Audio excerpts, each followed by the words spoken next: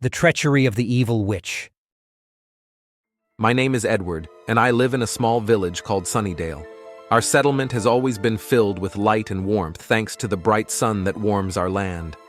But one day, everything changed, and I became part of a great adventure that I must tell you about. One morning, I awoke with a strange feeling. It was dark in the house, although usually the sunlight would wake me with the first crow of the roosters. When I stepped outside, I saw the sky was covered with thick black clouds, and the sun was gone. An eerie silence pervaded everywhere, and the wind seemed to be frozen, not daring to rustle a single leaf. All the villagers gathered in the main square.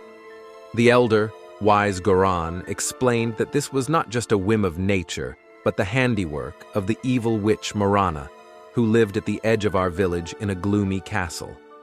She had stolen the sun, sealing it within a massive black crystal to plunge our world into eternal darkness. The elder recounted an ancient legend that said, if the sun was locked in a crystal, evil would spread throughout the world, and only the bravest could set it free. Hearing these words, I felt determination boiling within me. I could not let the darkness consume our world. I stepped forward and said, I will go and bring back the sun. My neighbors looked at me with disbelief, but also with hope.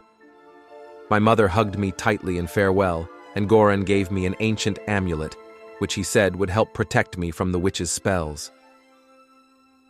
Sunnydale vanished behind me as I ventured into the dense forest leading to Marana's castle.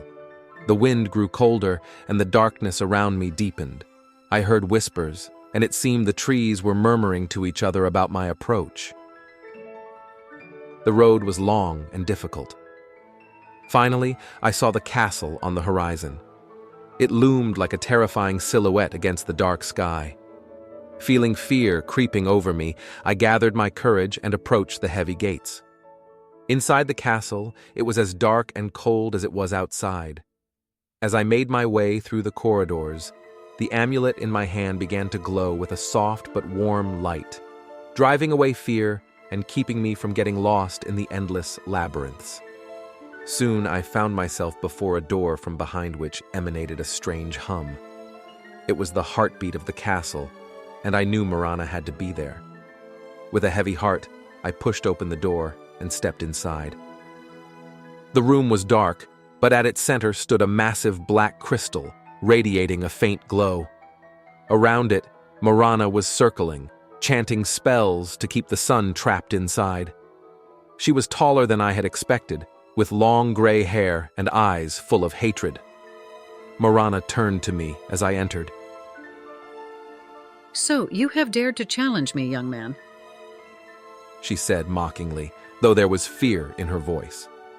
I realized that her power depended on the darkness she had created.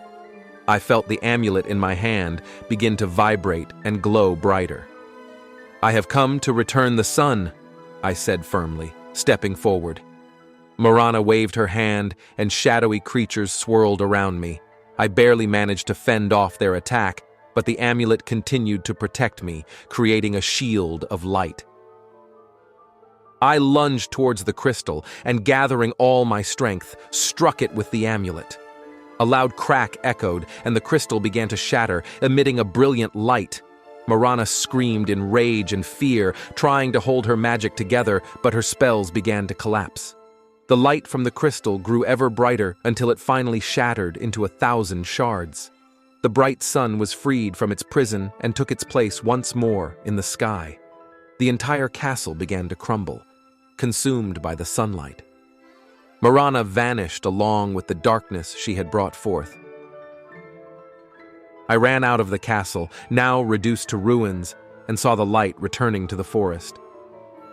The trees whispered kindly to each other again, and birds sang, celebrating the return of the sun. I felt an incredible joy and relief, knowing that darkness no longer threatened Sunnydale. When I returned to the village, the residents greeted me as a hero. They thanked me for my courage and determination, for not allowing evil to triumph. The sun once again warmed our land, and everything returned to normal. I knew that this was not just an adventure, but a true test that showed me that goodness and light are always stronger than darkness, as long as there is faith in something better in your heart. Since then, joy reigns once again in Sunnydale, and we no longer fear the dark, knowing that together we can overcome any difficulties.